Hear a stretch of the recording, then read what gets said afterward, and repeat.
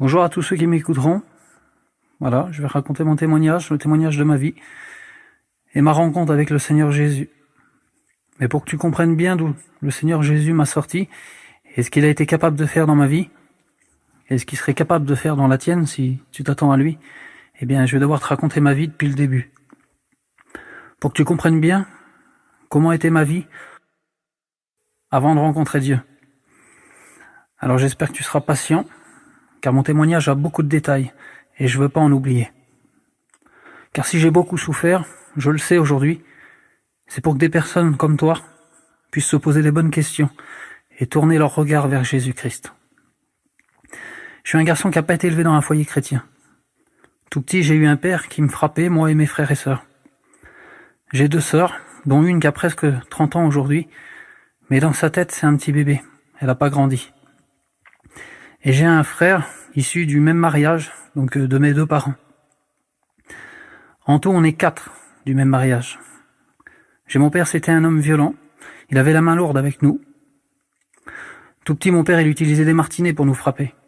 Les mêmes martinets qu'on prend pour frapper les chiens. Et quand les lanières du martinet, il nous faisait pas assez mal, il tournait le martinet puis il nous frappait avec le manche. Un jour, il a acheté une cassette vidéo sur ma grande sœur. Elle devait avoir 10 ans à l'époque environ. On a dû aller à l'hôpital pour elle et on lui a, mon père lui avait ouvert les lèvres et on m'a demandé à moi, de dire que c'était moi qui avais fait ça. Parce que mon père, il assumait pas ce qu'il avait fait. Mon père, il nous tapait tellement qu'on se cachait derrière les meubles, par la peur de lui. On prenait tellement de coups et d'injures que j'ai jamais réussi à trouver un bon moment, un bon souvenir dans mon enfance avec lui. Un jour, je lui ai parlé avec mon petit cœur d'enfant là, puis j'y ai dit que j'en avais marre de prendre des coups et que je l'aimais pas. Et sa réponse a été de me taper dessus. Son travail, c'était de chourave. Il faisait des magasins, la nuit, les maisons, et puis j'en passe. Il nous arrivait d'être réveillés, parfois en pleine nuit, de le voir débarquer avec plein de cartons remplis d'affaires. Mais comme on gagne jamais à jouer avec le monde, une nuit, c'est la gendarmerie qui est venue le chercher, qui nous a réveillés. Ils sont venus pour le chercher, puis lui, il s'est caché en dessous le lit. Ils ont pas mis longtemps à le trouver. De là, je voyais plus que mon père à travers les barreaux du parloir. Ça a duré pendant 1 an, ça. Après, on n'allait plus le voir. J'avais pas trop envie de le voir, moi. Le fait qu'il soit parti, ça me soulageait dans mon cœur d'enfant. Il avait pris 3 ans, et puis ma mère en a profité pour divorcer d'avec lui, pendant qu'il était là-bas. Pendant ces 3 ans là, moi, je me suis retrouvé un peu à traîner les rues à Cléon. J'allais jusqu'à Elbeuf tout seul. J'avais 7 ans à peine quand il est rentré là-bas. Ma mère s'est retrouvée toute seule avec 4 enfants sans travail. Je la voyais parfois vendre ses affaires à elle pour pouvoir nous donner à manger. Parfois, elle sautait des repas là, puis elle nous regardait manger. Pour que nous, ses enfants, puissent manger à notre faim. Ma mère l'a déjà pensé au suicide et mon père aussi, pendant qu'il était là-bas, dans la prison là. Et ça, je l'ai su que très tard. Puis un jour, elle était pas bien et elle nous a placés dans un foyer. Moi et ma grande sœur, elle a gardé 2 enfants et puis moi et ma grande sœur, on s'est retrouvés dans un foyer, à Wassel. Mon cœur, il était déchiré par la tristesse. Je me suis vu abandonné par ma mère. C'est comme ça que je l'ai vécu. J'avais l'habitude d'être dehors et de me retrouver enfermé et puis d'être avec des gens que je connaissais pas. J'ai pleuré à sanglots. Et je me suis caché en dessous le lit et je voulais plus voir personne. J'ai hurlé de douleur. Quand j'ai vu ma mère s'en aller, là, j'étais vraiment en miettes. Avec ma mère, j'étais très proche. J'arrivais même pas à la laisser pour aller dormir chez un copain. Il fallait que je sois près de ma mère. Ensuite, elle est partie chercher un logement sur Marseille. Elle est partie vers sa sœur et puis ça a mis du temps. Pendant ce temps-là, on était au foyer. Un jour, elle est rentrée et elle est venue nous chercher parce qu'elle avait trouvé un logement là-bas, vers Marseille. Et c'est comme ça qu'on s'est retrouvés dans un autre foyer, mais à Marseille. Et là, c'était encore pire. Les jeunes, c'était pas des gentils là-bas. Il y avait 2 grands dans le foyer et je peux même pas vous dire toutes les misères qu'ils faisaient. On est resté là-bas, puis un jour, on est rentré à Cléon, dans l'appartement qu'on avait laissé, avec tous nos affaires dedans. Et le temps qu'on était parti, l'appartement, il s'avait fait ouvert. Et puis on avait été cambriolés, ils avaient tout pris. On se retrouvait avec plus rien. Et là, mon père, il est sorti de prison. Il a tout fait pour nous récupérer. Mais ça sonnait plus comme une vengeance envers ma mère, parce que il avait pas d'amour envers nous. Il y a eu 2 enfants sur les 4 qui ont été avec mon père dans le Nord-Pas-de-Calais là-bas. Et c'est encore tombé sur moi et ma grande sœur. Et les éducateurs lui donnaient raison à mon père parce que il paraissait gentil de façade. Il s'était remarié, il a eu 2 enfants, un frère et une sœur que j'aime parce que c'est pas de leur faute tout ce qui nous est arrivé. Et le matin avec ma grande sœur à moi là, on avait le droit à un bol de chocolat avec du pain de la veille, sans rien. De temps en temps, on avait le droit quand on avait un peu de chance, on avait le droit à un peu de confiture, un peu de beurre, mais c'était rare. Pendant que mes autres frères et sœurs, eux, ils avaient des gâteaux. Ils avaient tout ce qu'ils voulaient, tout ce que leur cœur désirait, ils l'avaient. Mon père, il nous avait mis loin dans le terrain, dans une vieille camping avec ma grande sœur, qu'il avait récupérée. Il nous avait mis avec une sonnette dans le camping, et il avait le déclencheur sur lui. Et quand il avait besoin, il nous sonnait. Et on avait intérêt de courir. Parfois, il nous sonnait juste pour retourner ses souliers à lui devant le camping, parce qu'ils étaient pas dans le bon sens. On passait l'hiver sans chauffage. On avait des petites couettes en coton. Il faisait tellement froid l'hiver qu'on se mettait en boule en dessous les couettes. Pendant que lui, il avait son chauffage dans le camping, Seigneur. Notre respiration, elle faisait de la buée sur les fenêtres le matin.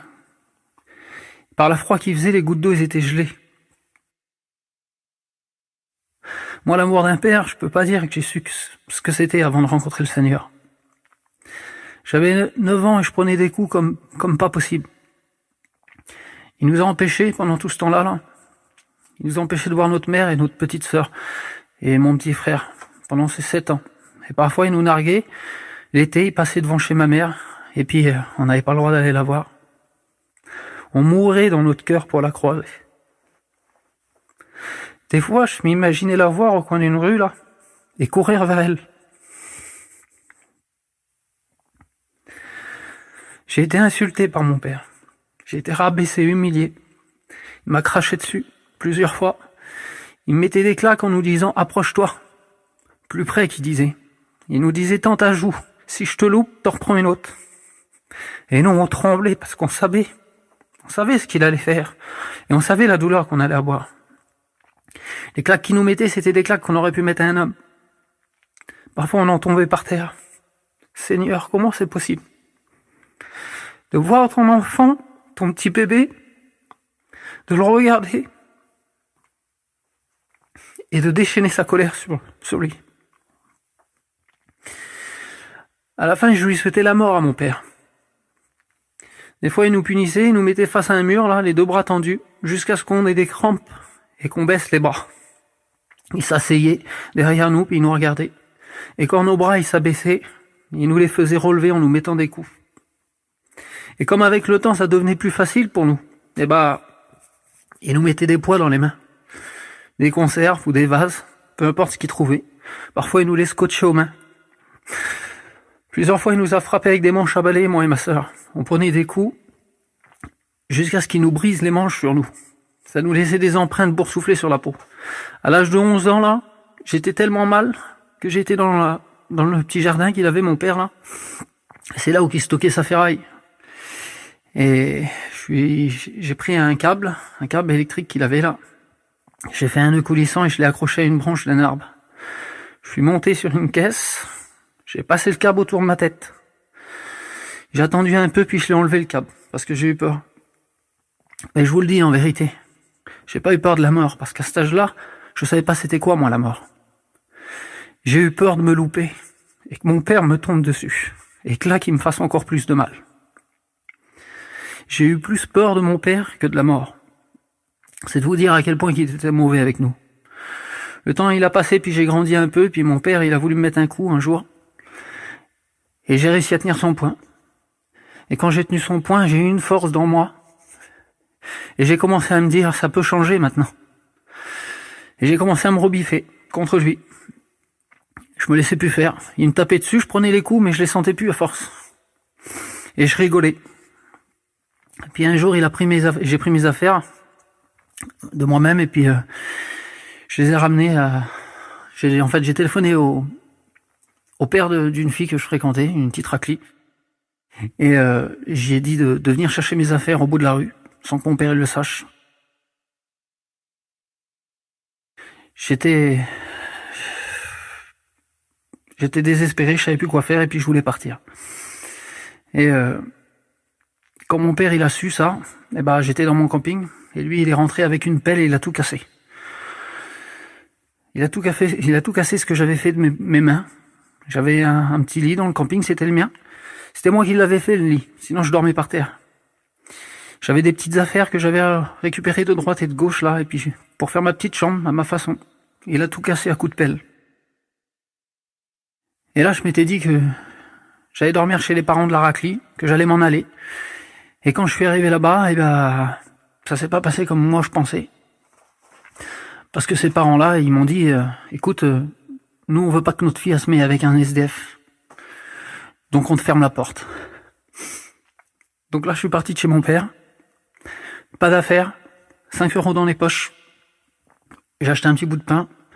J'ai acheté une petite canette et j'ai passé la journée comme ça, dehors. Et arrivé la nuit, fallait que je dorme. Ce jour-là, il y a eu un petit chien qui m'a accompagné toute la journée. Aujourd'hui, je sais que c'est Dieu qui l'a mis à mes côtés, le petit chien là. C'est pas grand chose, mais si vous saviez comment ça me rassurait la petite présence de la petite bête là.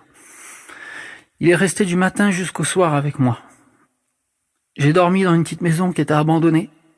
J'ai monté à l'étage, j'ai pris un bâton, j'avais peur qu'il y avait quelqu'un. Il n'y avait pas de carreaux, c'était vraiment une maison abandonnée. La petite bête, il est resté avec moi toute la nuit. Il m'a tenu compagnie. Le chien, il était tout blanc. Il avait pas une tache sur lui. Et quand on connaît Dieu, on sait que blanc, c'est un symbole de pureté. On sait que ça vient de Dieu. Dans mon cœur, j'en suis persuadé. Moi, je sais que c'est Dieu qui l'a mis sur mon chemin, ce petit chien-là. Ça m'a rassuré. J'ai passé la nuit dans cette maison. Et le lendemain, j'ai eu un coup de fil de mon oncle. Il m'a hébergé. Ensuite, de chez mon oncle, c'est ma cousine qui m'a hébergé parce que il pouvait pas tout le temps me garder. Et après, au bout d'un moment, je suis parti de chez ma cousine parce que je voyais bien que je prenais de la place et que ça allait pas. Et j'ai été hébergé donc dans un foyer vers des gadgets. Ils m'ont tendu la main, ils m'ont aidé. De là, ma sœur s'est mariée entre-temps. Elle m'a accepté chez elle. Et après, j'ai repris contact avec ma mère. Au début, je voulais pas trop prendre contact avec ma mère parce que mon père m'avait dit tellement de choses sur ma mère. Et quand j'étais petit, c'était des paroles qui résonnaient dans ma tête. Il disait, ta mère, elle t'a abandonné. Ta mère, elle est comme ci, elle est comme ça. Et à force, j'ai fini par le croire. Donc au début, je voulais plus la voir. Mais quand j'ai su que ma sœur avait repris contact avec, j'ai commencé à essayer de renouer le contact moi aussi. Donc je suis venu en Normandie. J'ai pris mes 2 petits sacs, j'ai pris le train avec toutes les petites affaires que j'avais. J'avais pas grand chose, mais ça tenait dans 2 sacs. Et je suis parti en Normandie. De là, j'ai rencontré ma femme. Je me suis marié, j'ai eu 2 enfants. Mes beaux-parents, ils m'ont passé leur terrain qu'ils avaient acheté. J'avais tout pour être bien. Mais il me manquait quelque chose dans mon cœur. Mon cœur, il était détruit. J'avais plus rien de bon dans mon cœur. J'arrivais plus à dormir la nuit. J'étais rongé par l'angoisse. Vous savez, on dit souvent que Dieu existe. Nous, les chrétiens, on vous le dit. Mais le diable aussi, il existe. Et ce vilain-là, il venait dans mes nuits, il me réveillait, et il me faisait penser à toutes ces choses qui m'ont fait souffrir tout au long de ma vie. C'était que des mauvaises pensées. J'essayais de les chasser, mais j'y arrivais pas. J'avais pas Dieu avec moi. Et je dormais plus des nuits, je prenais des cachets. Je me réveillais avec des sueurs froides. Avec elle, ça allait pas dans mon foyer. Je cassais toutes mes affaires. J'avais des crises de nerfs parce que quand on dort pas la nuit et qu'on se réveille, il suffit d'un mot. Quand on est mal luné pour s'énerver. Je me réfugiais dans l'alcool. Je rentrais dans les soirées. Je regardais tout le monde et puis c'était devenu un plaisir pour moi de boire. Et je me disais, dans ma tête, intérieurement, je me disais, et dire que je vais tous les coucher. Et le lendemain, c'était comme un jeu. Le lendemain, il y en avait qu'un, c'était moi. Mais j'étais détruit en vrai. Je me réfugiais dans l'alcool pour avoir un moment de paix. J'ai essayé l'alcool, j'ai essayé la drogue. Et j'avais ce petit instant de paix où j'oubliais tout. Ma tête, elle était vide, mon cœur aussi. J'étais un zombie. Mais vous savez, dans le monde, on peut noyer ses soucis, mais ils reviennent tout le temps. Ça dure qu'un temps. Et à la fin, j'étais tellement en bas de l'échelle que je voulais me tuer. Je voulais en finir. Je disais à ma femme, je vais me tuer, ça va aller comme ça. C'est comme ça que ça va se terminer, de toute façon. Je sortais la nuit, je regardais les étoiles et je disais, comment que j'ai fait? Comment que j'ai fait pour faire venir mes 2 enfants dans ce monde-là alors que moi, j'ai pas de place? Et un jour, le Seigneur, il s'est fait connaître à la famille de ma femme. Il y a ses tantes à elle qui ont rencontré le Seigneur. Et un jour, elle a croisé ses tantes et ses tantes lui ont parlé de Dieu. Et au début, moi, je les ai combattues, ces femmes-là. Et j'ai combattu les chrétiens. Il y avait donné une Bible, j'ai pris la Bible, j'ai dit que j'allais la brûler. Je l'ai pas brûlée, je l'ai mis de côté. Et j'ai voulu la lire. Mais j'ai voulu la lire pas dans un bon sentiment. Quand j'ai voulu la lire, c'était pour contredire les chrétiens. Je lisais la Bible et je contredisais les chrétiens, moi. Mais à un moment donné, j'ai voulu lire, le Nouveau Testament. J'ai commencé à comprendre qui était Jésus et ce qu'il pouvait faire dans une vie. Même si j'y croyais pas forcément, je comprenais qu'il n'était pas mauvais et que c'était des bonnes choses quand même. Qu'il avait une intelligence dans sa façon de parler, dans sa façon de faire. Et mon cœur était travaillé tout doucement. Et un jour où j'étais vraiment au plus bas, je dis à ma femme, écoute, on va prendre le camping, tu vas prendre l'auto, et puis je vais prendre le camion, puis on va aller rejoindre ta famille là-bas en mission. Parce que de toute façon, je le sais moi, que le diable il existe. Donc maintenant, je vais savoir s'il y a du bien qui existe. De là, on a pris les petits à son cousin pour y ramener en même temps parce qu'il était sur la mission. Donc ils ont monté dans l'auto. Et vous savez, quand on se rapproche de Dieu, le diable se déchaîne sur nous. Lui, son but, c'est de nous éloigner de la vérité. Alors dès qu'il voit qu'il y a une brèche pour nous apporter la vérité, lui, il essaye de la refermer à tout prix. Mais les chrétiens, ils m'avaient prévenu de ça. J'ai fait 250 km avec la voiture, le moteur, il a cassé. J'ai abandonné l'auto sur le côté, je dis comment qu'on va faire? Et je dis, prends les petits, tu les montes dans le camping, et je dis, on va faire toute la route comme ça. J'ai plus de place devant le camping, devant le camion, j'avais plus de place, donc j'avais pas le choix. Et je dis, on va y aller. On va aller là-bas. Je dis, parce que ce qui m'arrive là, les chrétiens m'avaient prévenu. Et je dis, si vraiment le diable, il essaye de m'empêcher d'aller là-bas, je dis, même s'il faut que j'y vais à pied, j'irai là-bas. On a fait 1060 km pour les rejoindre. Ça a été le parcours du combattant. Le camion, il a chauffé. On n'a pas arrêté de s'arrêter sur le côté parce que le camion, on avait l'impression qu'il allait prendre feu. Ça faisait de la fumée sous le tableau de bord. À peine arrivé là-bas, à 30 km de notre distance, on avait fait toute la route, l'embrayage, il a cassé. Il y a eu plein de misère pour nous empêcher d'aller là-bas. Les chrétiens sont venus. On a pu arriver à destination. De là, il y a eu quelques réunions de fête.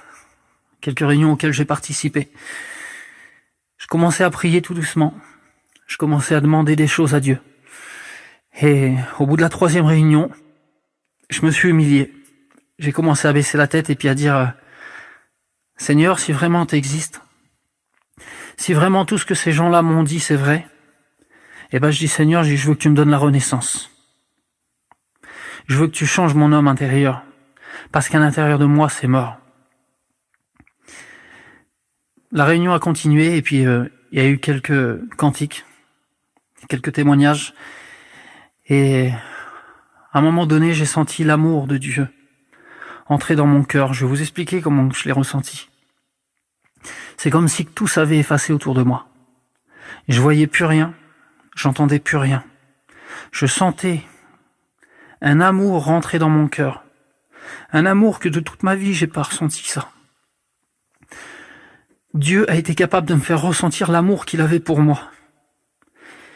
On peut dire à une personne qu'on l'aime, mais on peut pas lui faire ressentir vraiment ce qu'on a dans notre cœur. Le Seigneur, lui, il peut le faire, ça. Il m'a fait ressentir son amour. Et son amour, il était si puissant. Vous savez, la parole de Dieu, elle dit qu'un homme ne peut contenir l'amour de Dieu. Tellement son amour est insondable. J'en ai fait l'expérience ce jour-là. Il me remplissait d'amour et au bout d'un moment, j'ai été obligé de dire stop. Tellement que j'avais l'impression que le cœur, il allait exploser. Et pendant qu'il me remplissait d'amour, je sentais tout ce que j'avais emmagasiné pendant toutes ces années. L'angoisse, la colère, la haine, toutes ces choses-là qui me faisaient du mal, qui disparaissaient. Je les sentais vraiment partir de moi. Et je sentais l'amour de Dieu prendre place dans mon cœur. Et j'entendais sa voix, Seigneur. J'entendais sa voix qui me disait, tu vois, tout ce qu'il disait, c'était vrai. Et là, l'Esprit de Dieu est parti de moi. J'étais sur ma chaise. J'avais qu'une hâte, c'était que la réunion se termine pour aller voir ma femme et lui dire. Je pleurais comme un petit enfant qui venait de rencontrer son père. Dieu m'a donné en 5 minutes de temps plus d'amour que j'en ai eu dans toute ma vie. Je me suis levé, j'ai été voir ma femme, en pleurs devant tout le monde. J'avais plus honte de rien. Et je dis, ma femme, je dis, tu vois, je dis, le Seigneur dont on nous a parlé, je dis, je l'ai rencontré sur ma chaise aujourd'hui. Il a bouleversé ma vie. Moi qui fumais, j'ai plus besoin de fumer. Du jour au lendemain, à l'instant près où je l'ai rencontré, le lendemain, il y a eu une petite fête, un petit arrosage vers les chrétiens. Un anniversaire ou quelque chose comme ça pour un petit enfant, je crois. Ils avaient fait une petite soupe de champagne. Moi, je pouvais pas boire un verre sans me rouler par terre. Il fallait que je vais jusqu'au bout de la chose. Pour moi, boire un verre, c'était inutile. J'ai bu un verre. Il y a un oncle à elle qui est venu vers moi. Il est inconverti et il aime bien boire. Il m'a mis un coup de coude, il m'a dit, viens, on va rechercher un deuxième. Je l'ai regardé, j'ai tourné ma tête vers lui, puis j'ai regardé mon verre. Et je l'ai re-regardé. Et je dis non. J'en ai plus besoin. J'ai pris mon verre, je l'ai vidé. Le Seigneur, il m'a mis une paix dans mon cœur qui a effacé toutes mes tristesses. Toutes ces choses que j'avais avant, là, si vous voulez, il m'a donné quelque chose que j'ai plus besoin d'aller vers l'alcool ou d'aller vers la cigarette ou d'aller vers les drogues ou quoi que ce soit. Le Seigneur dit dans sa parole qu'il nous donne sa paix, mais il la donne pas comme le monde nous la donne. Dans le monde, j'avais besoin de boire, ça durait quelques instants, j'avais la paix quelques instants et le lendemain, c'était les angoisses qui venaient sur moi. Le Seigneur, il donne sa paix. On est heureux pour un oui, pour un non. Aujourd'hui, le bonheur pour moi, là, c'est tout simple. Une petite table, ma femme, mes enfants, je suis heureux. Je sors dehors, je regarde un arbre, là, le vent qui souffle dans ses feuilles, et je suis heureux. Je me contente de rien, et je suis heureux. Voilà ce qu'il peut faire le Seigneur dans un cœur. Après, j'ai reparlé à mon père. J'ai pardonné à mon père, parce que Dieu met tellement d'amour dans un cœur qu'on peut pardonner à tout le monde. Mon père, il est venu aux réunions. Il a encore un peu le cœur dur, mais je sais qu'un jour, Dieu va faire son œuvre en lui. À toi qui écoutes mon témoignage, que le Seigneur puisse intervenir dans ta vie, que tu puisses lui ouvrir ton cœur, faire quelques petites expériences, c'est pas grand chose. Demandez, vous recevrez, dit la parole de Dieu. Demande-lui d'intervenir dans ta vie. Et ne crois pas que c'est la fin. Parce que bien souvent, quand on a des tonnes de problèmes qui nous tombent dessus, on se dit, je pourrais plus sortir de cette misère. C'est trop pour moi. Je vais en finir. Mais tu sais, le Seigneur, il peut rebâtir sur les ruines. Et c'est ce qu'il a fait dans ma vie. Et moi, je suis pas mieux que toi. Alors je sais qu'il peut le faire aussi dans ta vie. Qu'il peut œuvrer dans ta vie et la changer. Voilà, que Dieu te bénisse. J'espère que mon témoignage t'aura béni. Amen.